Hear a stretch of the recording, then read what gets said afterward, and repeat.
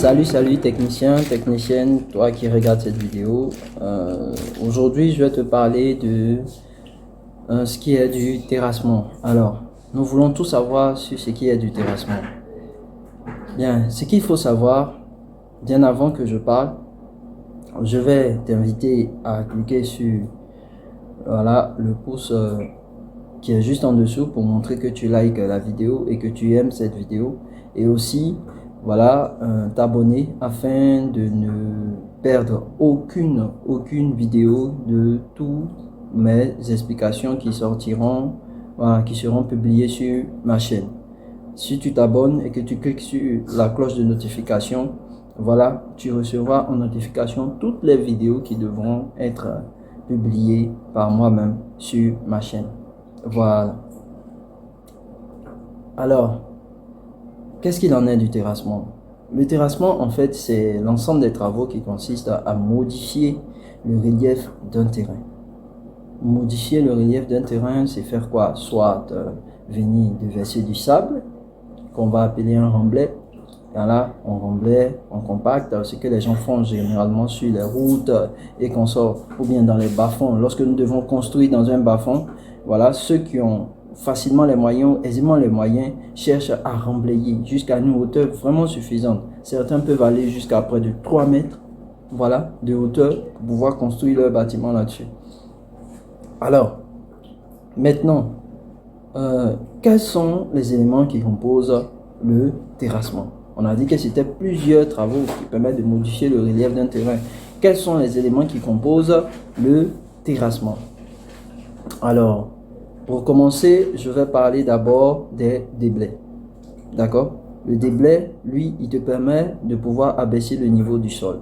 Si vous avez un sol qui a un niveau vraiment très élevé, généralement on le voit pour ceux qui font les routes et les autoroutes, là où ils doivent passer, vu que le sol n'est pas homogène, il n'est pas plat partout.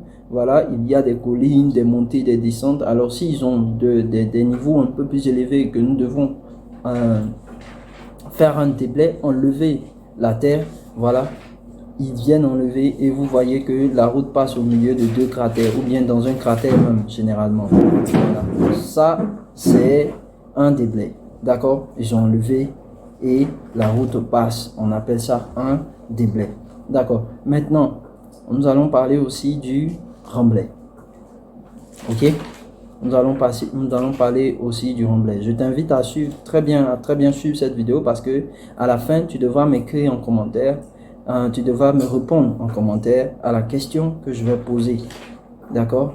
Voilà. Bien. Alors, qu'est-ce qu'il en est du remblai? Le remblai, c'est le fait d'apporter de la terre. D'accord? C'est le fait d'apporter de la terre. C'est-à-dire, nous venons mettre du sable ou une terre différente de celle qui est présente là, ou même homogène à celle qui est présente, afin de pouvoir augmenter le niveau, c'est-à-dire relever le niveau jusqu'à un niveau donné. D'accord? Voilà. Généralement, le remblai est réalisé dans les bas-fonds. Voilà, là où vous voyez que l'eau passe le plus souvent, la plupart du temps, les lieux proches de la nappe phréatique, généralement ce sont les bas-fonds, parce que là-bas, l'eau ressort à la surface. D'accord? Voilà, donc là-bas, nous faisons les remblais afin de pouvoir construire dessus ou même faire passer des routes, des ponts, tout ça. Ça va? Bien. Maintenant, nous allons parler ensuite d'un élément encore essentiel, généralement pour vous qui construisez, pour vous qui avez un terrain qui devait construire, vous allez effectuer ce qu'on appelle le décapage sur de grandes surfaces. Voilà, c'est le fait d'enlever de la terre, généralement de 20 à 25 cm, sur une grande surface. Le décapage nous permet d'enlever la terre végétale, c'est-à-dire la terre qui permet aux herbes de pousser. Voilà, c'est une terre qui a une couleur un peu sombre. Voilà, elle ne favorise pas la construction. Elle n'est pas utilitaire, elle ne nous est pas utile. D'accord? C'est lorsque nous finissons de construire que nous pouvons utiliser cette terre-là pour remplir nos espaces verts afin de planter notre gazon. Voilà, c'est comme ça. Alors, En quoi consiste le décapage? Le décapage nous permet d'enlever la terre. C'est-à-dire, nous pouvons aller jusqu'à près de 25 cm et souvent même aller au-delà de cela, aller même à 30 cm d'épaisseur. Enlever toute la terre afin de retrouver un sol qui sera favorable à la construction. Bien, généralement, quand on le fait, quand on finit de faire un décapage, quand vous regardez le sol, il tend vers le rouge. Voilà, c'est la couleur un peu du sol argileux. Généralement, en Côte d'Ivoire, chez nous, c'est comme ça. Voilà, il tend un peu vers le rouge. Maintenant, si on arrive à un terrain qui est... Si on arrive à un terrain qui est un peu plus... Voilà, un peu plus graveleux, ou bien qu'il y a des roches, machin, vous verrez que cette terre-là sera mélangée à des petits cailloux. Et ça nous aidera encore parce que ça aide à solidifier, à la résistance du sol. Et on peut construire de grandes choses dessus. Bien. Maintenant, après le décapage, nous avons fini de gratter le terrain. Nous devons construire notre bâtiment. D'accord? Et pour construire notre bâtiment, nous avons besoin de fondation. La fondation, elle a été expliquée dans la vidéo précédente. Voilà. Voilà, elle a été expliquée dans la vidéo précédente. Et ici, pendant notre fondation, nous allons faire ce que nous appelons les fouilles. Les fouilles sont des blés, voilà, mais suivant l'implantation. C'est-à-dire le bâtiment a été déjà implanté et on a tracé les fouilles en fonction de l'implantation de notre bâtiment. Et c'est là que nous venons exécuter le déblai. Voilà, le déblai ne se fait pas de façon au hasard. Non, il est fait suivant un plan tracé sur le terrain. Et c'est ce plan tracé sur le terrain là qu'on appelle l'implantation. On nous dit que le bâtiment a été implanté. Voilà. Bien. Donc je pense que c'est ce qui est le plus probable. Je pense qu'on pourra parler une prochaine fois de tout ce qui est fouille. On pourra parler une prochaine fois de tout ce qui est un déblai dans ce sens-là. Voilà. Mais aujourd'hui, voici les éléments qui composent tout ce qui est terrassement. D'accord? Et après avoir creusé les fouilles et coulé tous les éléments qui composent la fondation à l'intérieur, nous allons encore ramener du sable afin de venir remplir tous les creux qui restent. Et ça, on appelle le remblai des fouilles. Le remblai des fouilles, lui, il nous permet juste de rendre la maison, voilà, de remplir la maison de sable et de rendre à l'intérieur de façon homogène afin de pouvoir continuer la construction. Voilà. Généralement, on fait le remblai parce que nous avons besoin de couler un dallage. Et le dallage repose sur le sol. Alors, si le dallage qui repose sur le sol n'a pas de sol en dessous, on parle d'une dalle, mais généralement on l'appelle dallage parce qu'elle sera fixée au chaînage. En dessous, on aura un vide sanitaire. Généralement, c'est comme ça qu'on le fait. Mais chez nous, voilà, dans certains pays, ils utilisent des vides sanitaires. Dans d'autres, non. Chez nous, par exemple, non. Parce que la terre, elle est là. Voilà, après avoir fini de creuser les fouilles, le sable est resté, on l'étale. Voilà, s'il y a manque, on va en chercher, on appelle ça du remblai. Nous sommes en train de remblayer les fouilles. Ça va? Voilà, donc maintenant, on vient couler notre dallage et ainsi de suite pour avoir notre fondation. Voilà, bien. Maintenant, par rapport aux fouilles, aux différentes fouilles, d'abord nous avons les fouilles en rigole.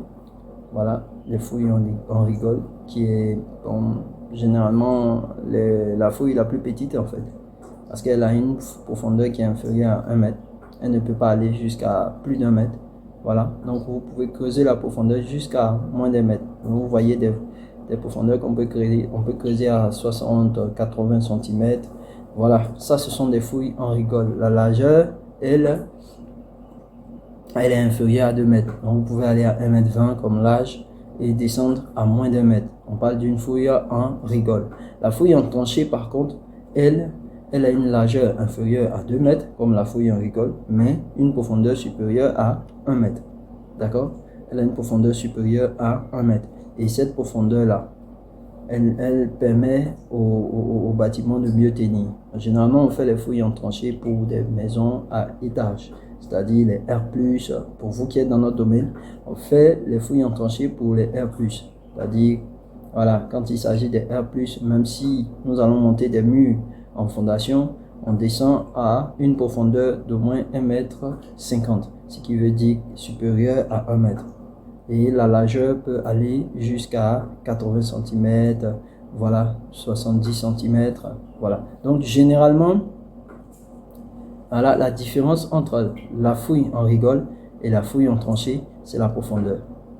Voilà, la profondeur parce que voilà, la profondeur est généralement différente. Pour la tranchée, nous descendons à plus d'1 mètre, alors que pour la rigole, nous sommes à moins d'1 mètre. Alors, après ça, nous avons les fouilles en excavation. Les fouilles en excavation, elles, ce sont des fouilles, en tout cas de masse. D'accord? Elle est réalisée sur une très grande surface. Voilà, une très grande surface et la profondeur est limitée. D'accord? Voilà, bien.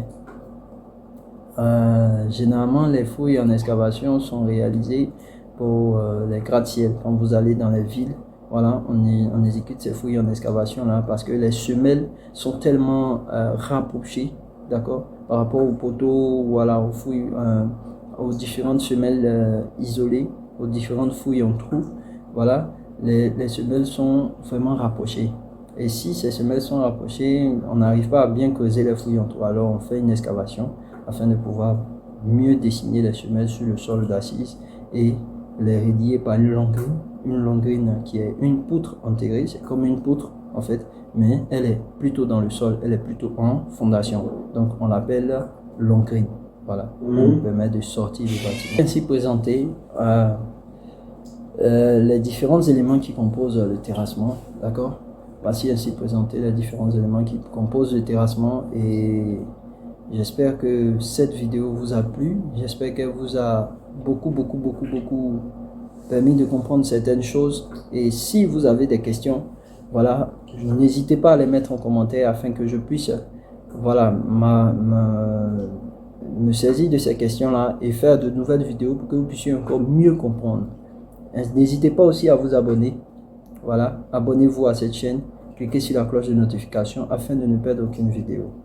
Voilà, cliquez aussi sur le petit pouce, voilà, celui qui se présente comme ça, voilà, pour que je puisse être content et voilà, faire encore de nouvelles vidéos parce que je sais que vous aimez, je sais que vous appréciez, d'accord.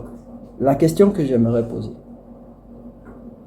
alors ma question c'est, quels sont les éléments qui composent le terrassement? Comme je viens de l'expliquer, quels sont les éléments qui composent le terrassement? Alors, c'est à vous de me répondre. C'est à vous de mettre en commentaire.